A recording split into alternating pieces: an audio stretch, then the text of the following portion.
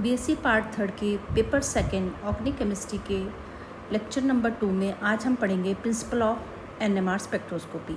पिछले लेक्चर में हम पढ़ चुके हैं कि एनएमआर स्पेक्ट्रोस्कोपी क्या होती है। आपको बताया गया था कि एनएमआर स्पेक्ट्रोस्कोपी एक इम्पॉर्टेंट स्पेक्ट्रोस्कोपी है जिसमें हम पदार्थ की संरचना ज्ञात कर सकते हैं, और ये इसलिए इम्पॉर्टेंट है क्योंकि यहाँ पर हम पदार्थ की संरचना कम से कम मात्रा में पदार्थ यूज़ करके ज्ञात कर सकते हैं।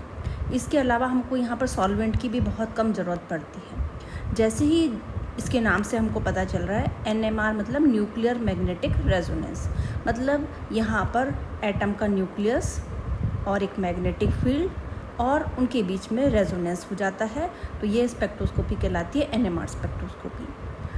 आज हम करते हैं इसका बेसिक प्रिंसिपल कि एनएमआर स्पेक्ट्रोस्कोपी में हमको पीक किस आधार पर मिलती है। जैसे कि आपको बताया गया है कि एनएमआर स्पेक्ट्रोस्कोपी में हम किस पर ध्यान दे रहे हैं, हम ध्यान दे रहे हैं न्यूक्लियस पर।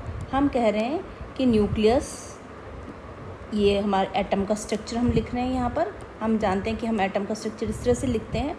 ये न्यूक्लियस है यहाँ पर, और न्यूक्लियस में proton plus neutrons mainly present रहते हैं, और भी सब एटॉमिक पार्टिकल रहते हैं, लेकिन मेनली हम प्रोटॉन एंड न्यूट्रॉन जानते हैं।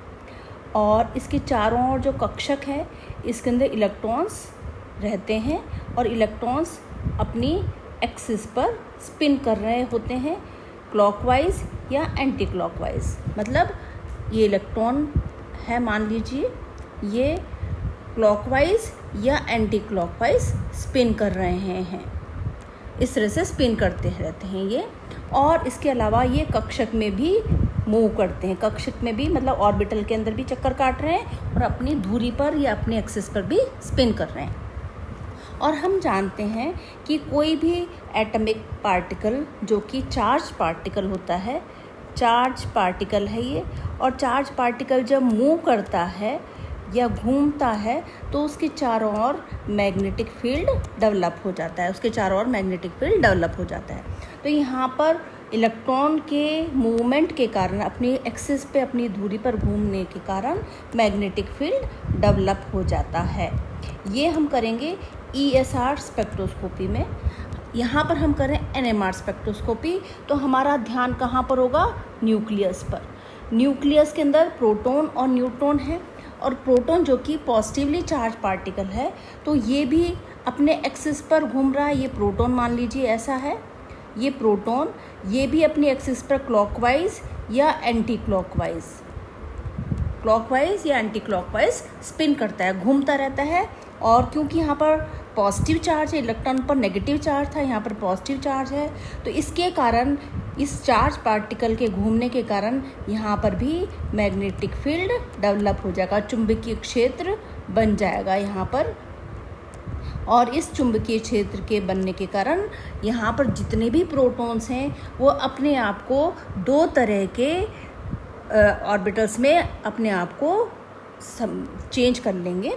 अब हम देखते हैं कि जैसे पहले जब कोई भी मैग्नेटिक फील्ड नहीं होता तो सारे जो प्रोटॉन्स हैं वो अपने एक्सिस पर किसी भी डायरेक्शन में, किसी भी ओरिएंटेशन में, जैसे कोई इस डायरेक्शन में है, कोई इस डायरेक्शन में क्लॉकवाइज या एंटी क्लॉकवाइज स्पिन कर रहे होते हैं।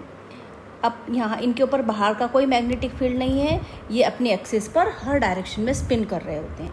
अगर हम इस तरह के मैग्नेट्स को, इस तरह के प्रोटॉन्स को दो स्ट्रॉन्ग मैग्नेट के बीच में अगर हम रख देते हैं, हम जानते हैं कि मैग्नेट के अंदर एक नॉर्थ पोल होता है और एक साउथ पोल होता है, और ये जो छोटे प्रोटॉन हैं, ये प्रोटॉन भी जो अपने एक्सिस पर स्पिन कर रहे हैं, क्लॉकवाइज या एंटी क्लॉकवाइज ये स्पिन कर रहे हैं अपनी एक्सिस पर, तो ये भी एक छोटे मैग्नेट की तरह, टाइनी बार मैग्नेट की तरह काम करते हैं, और इसमें भी नॉर्थ पोल और साउथ पोल डेवलप हो जाता है। तो ये दोनों क्योंकि अपोजिट डायरेक्शन में स्पिन कर रहे हैं, तो एक में साउथ पोल और दूसरे में नॉर्थ पोल डेवलप हो जाएगा। तो इस तरह के अगर कंपाउंड्स को, इस तरह के हम एटम्स को दो पोल के बीच में रखते हैं, ये है नॉर्थ पोल और ये है साउथ पोल, इनके बीच में रखते हैं, तो ये क्या करते हैं, जो प्रोटॉन्स हैं, जो न्यूक्लियस है, ये न्यूक्लियस बाहरी मैग्नेटिक फील्ड के साथ में या उसकी दिशा के विपरीत अपने आप को अरेंज कर लेते हैं। कैसे? जैसे मान लीजिए न्यूक्लियस है और हमको पता है कि जब मैग्नेटिक फील्ड लगता है, ये दो पोल हैं, मैग्नेटिक फील्ड है यहाँ पर, तो इसके अंदर जो चुंबकीय रेखा है वो कैसे गमन करती है? नॉर्थ पोल से साउथ पोल की ओर, नॉर्थ पोल से साउथ पोल की। तो इस तरह से ये चुंबकीय रेखाएं हैं, नॉर्थ पोल से साउथ पोल की ओर ये जा रही, इनकी डायरेक्शन ऑफ ये है। अब जो मैग्नेटिक फील्ड है, क्योंकि ये भी यहाँ पर भी इलेक्ट्रिसिटी डेवलप हो जाती है, करंट डेवलप हो जाता है, तो इसके कारण भी यहाँ पर मैग्नेटिक फील्ड डेवलप हो गया है। और ये मैग्नेटिक फील्ड भी, ये जो एक एक ईच प्रोटॉन है, ये एक बार मैग्नेट की तरह कार्य करता है।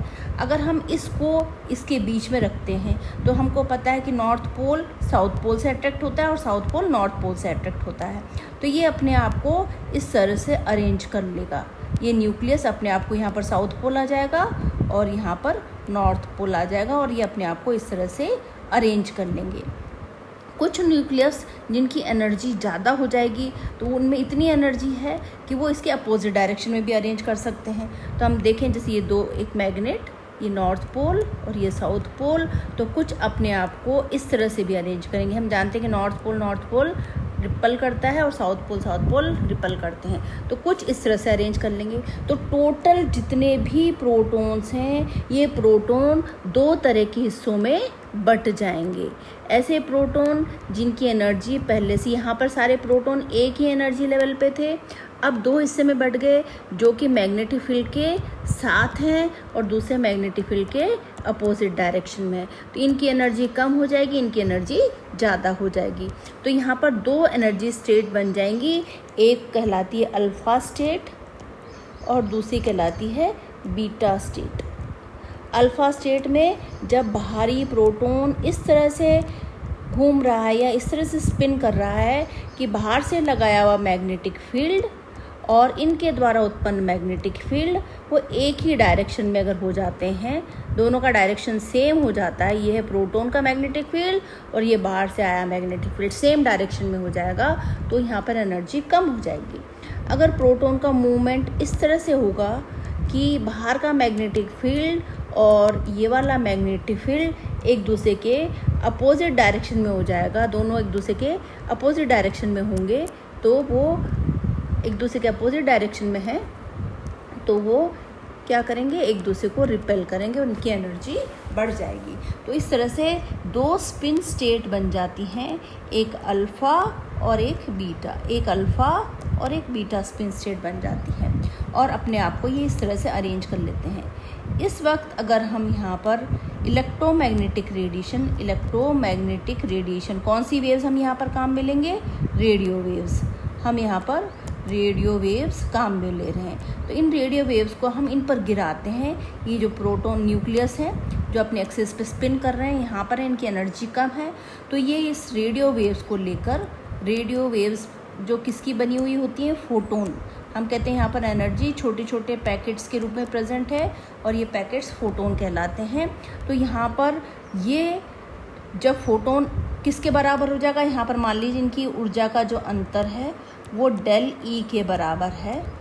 तो हमको वह फोटोन, हम जानते हैं कि E is equal to hc/λ, तो वह तरंग दैर्घ्य, वह वेवलेंथ जब उसकी एनर्जी इतनी हो कि वो डेल ई के बराबर हो, मतलब दोनों के बीच की एनर्जी का गैप और फोटोन की एनर्जी बराबर हो जाती है, तो उस परिस्थिति में एक न्यूक्लियस यहाँ से यहाँ पर जंप कर जाता है और इस तरह की जंपिंग को हम कहते हैं फ्लिपिंग।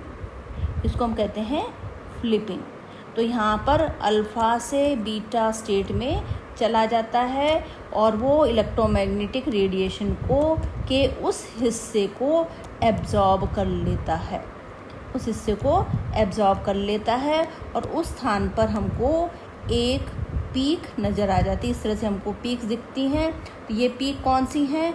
इन स्थान पर उसने इलेक्ट्रोमैग्नेटिक रेडिएशन को एब्जॉर्ब कर लिया, इलेक्ट्रोमैग्नेटिक रेडिएशन के फोटोन को एब्जॉर्प्शन हो गया है, इसलिए हमको यहाँ पर पीक दिखाई देती है।